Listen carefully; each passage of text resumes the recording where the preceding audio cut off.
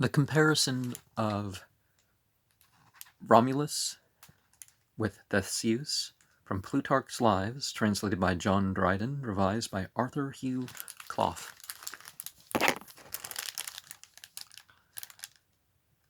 Romulus, indeed, did the same afterwards, forcing his enemies to deface and ruin their own dwellings and to sojourn with their conquerors, but at first not by removal or increase of an existing city, but by foundation of a new one he obtained himself lands, a country, a kingdom, wives, children, and relations, and in so doing he killed or destroyed nobody, but benefited those that wanted houses and homes, and were willing to be of society and become citizens.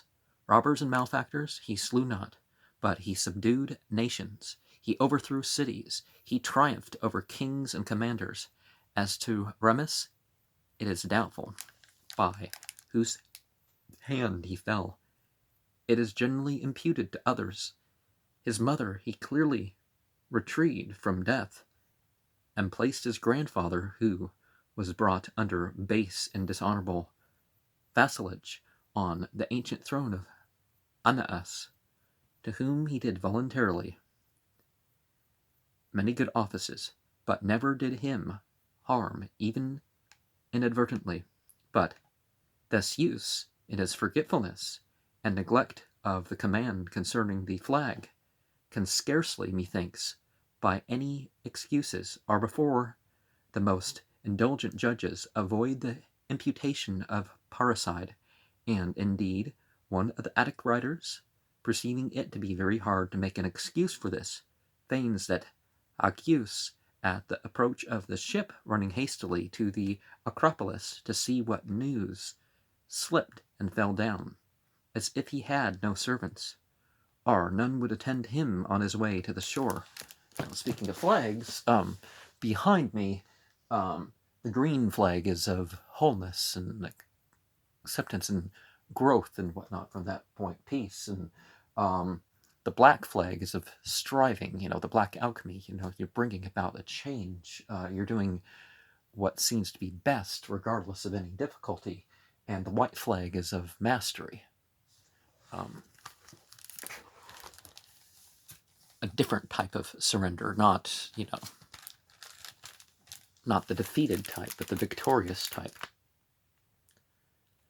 And indeed the faults committed in the rapes of women admit of no plausible excuse in Theseus, first because of the often repetition of the crime, for he stole Ariadne, Antiope, Anaxo, the Troezenian, at last Helen, when he was an old man, and she not marriageable, she a child, and he at an age past even lawful wedlock. That's a odd concept, right? Then, on account of the cause, for Troezenian, Lacedaemonian, and Amazonian virgins, besides, they were not betrothed to him, were not worthier to raise children by, than the Athenian women, derived from Erectus and Cecrops, but it is to be suspected that these things were done out of wantonness and lust. Romulus, when he had taken near 800 women, chose not at all, but only Hersilia, as they say, for himself.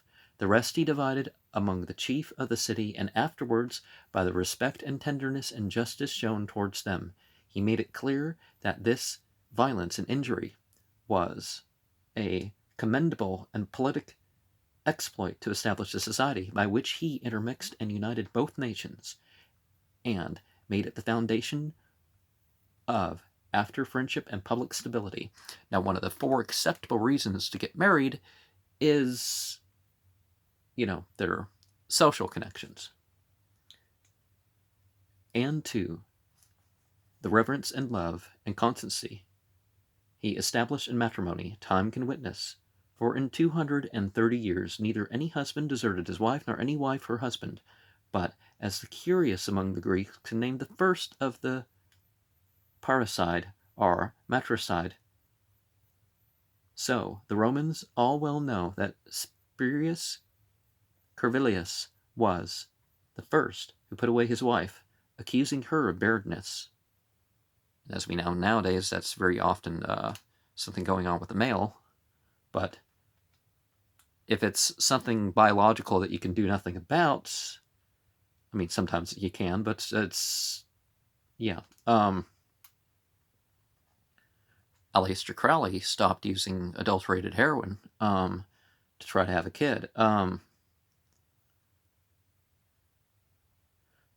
from the marriages of Theseus proceeded nothing of friendship or correspondence for the advantage of commerce, but enmities and wars, and the slaughter of citizens, and at last the loss of the city. Ephidna, when only out of the compassion of the enemy, whom they entreated and caressed like gods, they escaped suffering what Troy did by Paris, Theseus' mother. And in Greek too, you can have different endings. So Paris is the base, just like the city. You don't say the S, but in Greek, you say the S.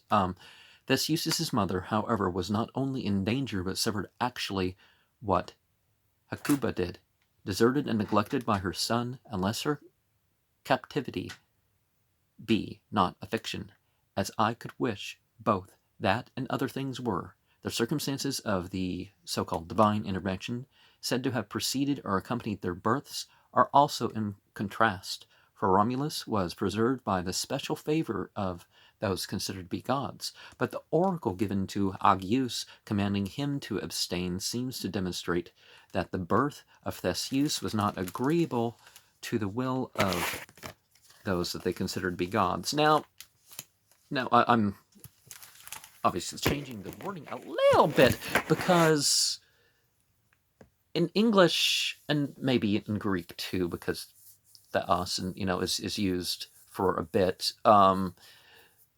Often you don't even have that distinguish. It's like, well, this is the god of gods, and this is you have different words used for the different types of spiritual beings. Is it the soul, a spirit soul of a human or animal? Something that's physically incarnated? Is it like what I'd call the fire beings and or the light beings? Or is it God itself? A lot of languages make a lot more distinction with these things than we'd expect from a English source. So in English, we're saying false gods and all this stuff. But we don't have to. And no, the fire beings, asuras, davas, fairy, whatever you call them, yeah, they're male and female. But are they all demons?